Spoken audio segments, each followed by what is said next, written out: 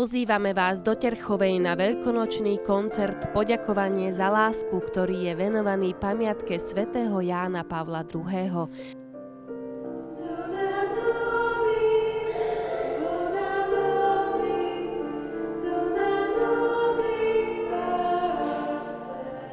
Koncert sa uskutoční 27.